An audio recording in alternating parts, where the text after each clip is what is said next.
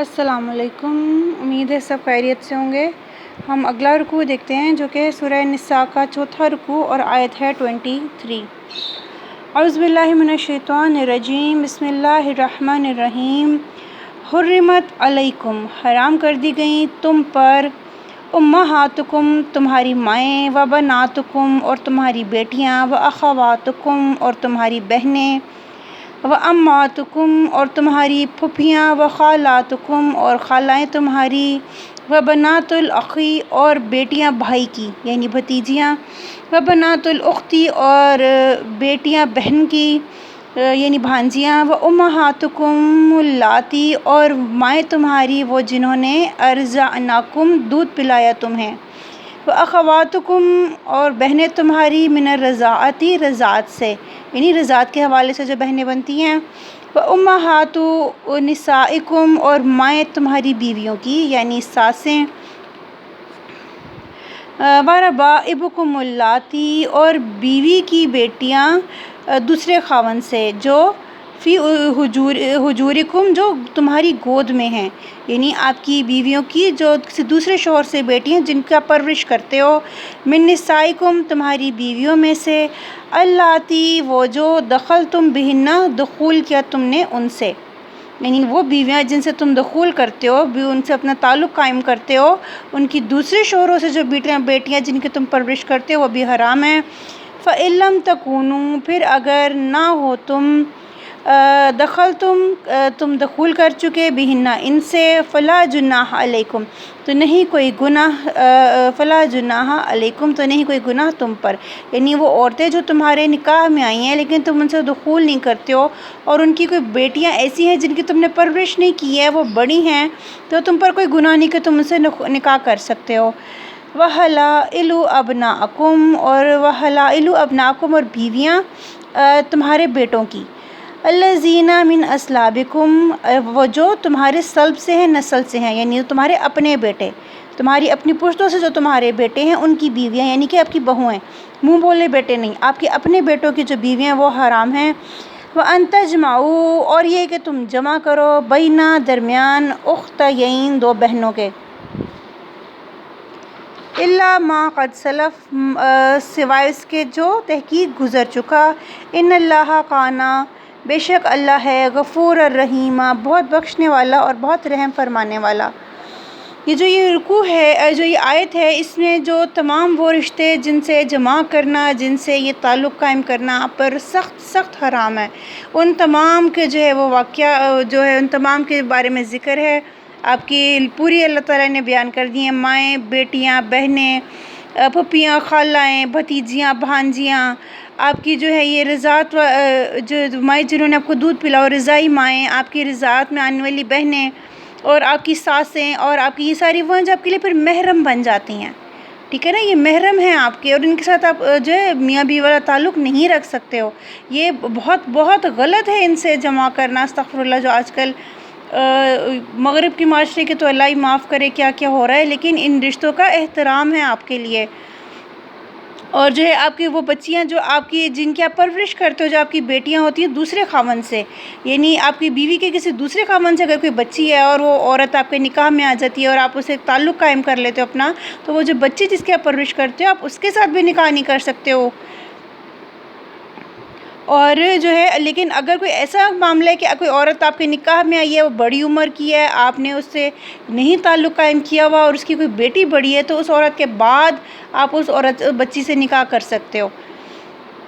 اکٹھے نہیں آ سکتی وہ نکاح میں۔ اور آپ کی بہویں جو ہیں، آپ کی اصل بہویں جو ہیں، اور دو بہنوں کو جمع کرنا، دو بہنوں سے نکاح کرنا بھی سختی سے منع ہے اسلام میں، اسلام سے پہلے یہ جائز تھا، اس لیے کہا ہے کہ جو گزر چکا جو ہے، اس کے بعد جب یہ حکم جو ہے وہ آیا تھا تو ایسے لوگ جو صحابی جن کے نکاح میں دو بہنیں تھیں انہوں نے ایک کو فارغ کر دیا تھا،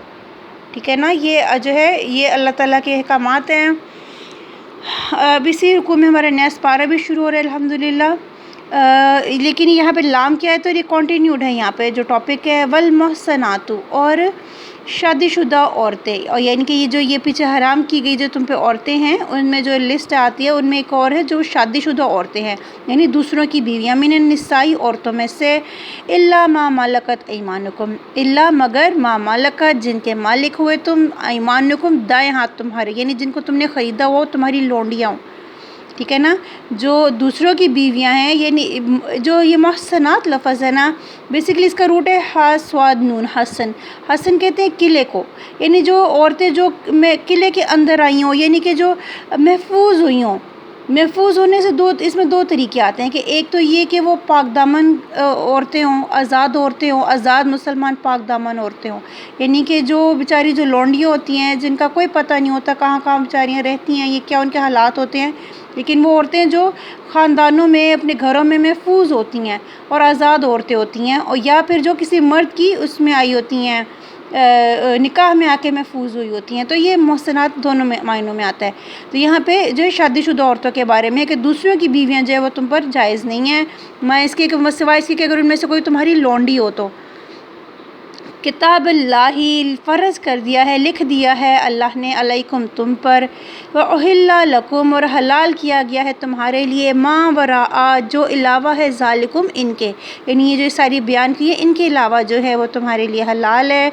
ان تبتغوا یہ کہ تم تلاش کرو ابھی اموالکم ساتھ اپنے مالوں کے، محسنین نکاح میں لانے والے ہو، غیر مسافحین نہ کہ بدکاری کرنے والے، یعنی مال دے کر استعمال میں لانا جو ہے یہ کوئی جو یہ ہوتی ہے پروسٹیٹیوشن ہوتی ہے، یہ اس کو یہاں پہ اللیگل، سختی سے اللیگل قرار دے دیا گیا ہے کہ پیسہ دینے کا مقصد ان کو نکاح میں لانا، انہیں محفوظ کرنا ہو، نہ کہ بدکاری کر کے چھوڑ دینا۔ فَمَسْتَمْتَعْتُمْ تو جو فائدہ اٹھایا تم نے بھی ساتھ اس کے، یعنی اپنے مال کے اس کے ذریعے جو تم نے نکاح کر کے ان سے فائدہ اٹھایا، منہن ان سے، فآتوہن تو دو انہیں ان عورتوں کو، اجورہن مہر ان کے، فریضۃً مقرر کیے ہوئے، ولا جناح علیکم اور نہیں کوئی گناہ تم پر، فیما اس میں، تراضیتم تم باہم راضی ہو جاؤ، بھی جس پر، من بعد الفریضہ بعد فرض کرنے کے، بعد مقرر کرنے کے، یعنی اگر کوئی جو عورتیں، بعض عورتیں ہوتی ہیں اپنا مہر معاف کر دیتی ہیں، تو اگر وہ باہم رضامندی سے کوئی اور فیصلہ کر لیتی ہیں تو اس بات کا کوئی گناہ نہیں ہے۔ ان اللہ کان علیما حکیما بے شک اللہ ہے بہت علم والا اور بہت حکمت والا۔ یہ یہاں پہ اللہ تعالیٰ نے بڑی واضح جو ہے وہ انسان کے لیے لائنز ڈرا کر دی ہیں آپ کی لمٹس کی، ومن لم اور جو کوئی نہ، یستطیع استطاعت رکھے، منکم تم میں سے، طولاً وسعت کی، یہاں پہ وسعت مال کی وسعت ہے،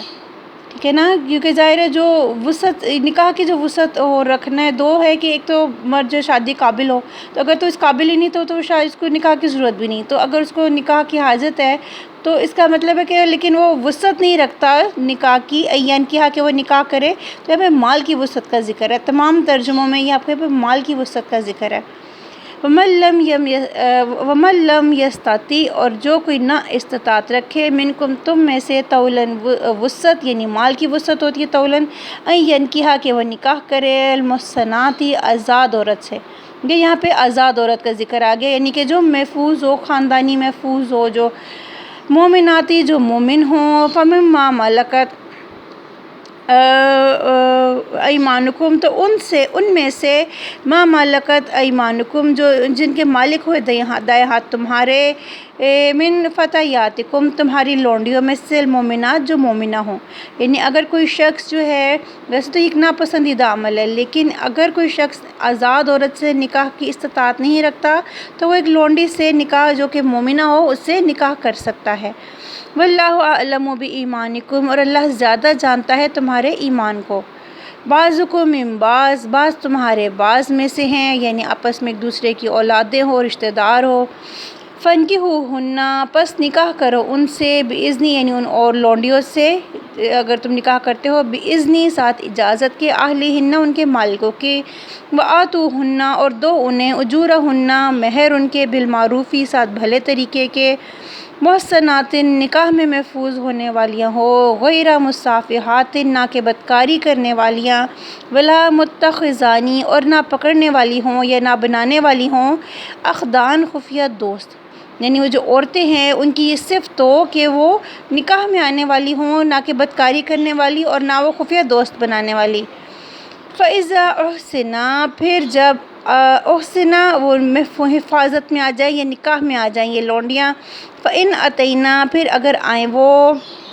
بفاحشۃ فحاشی کو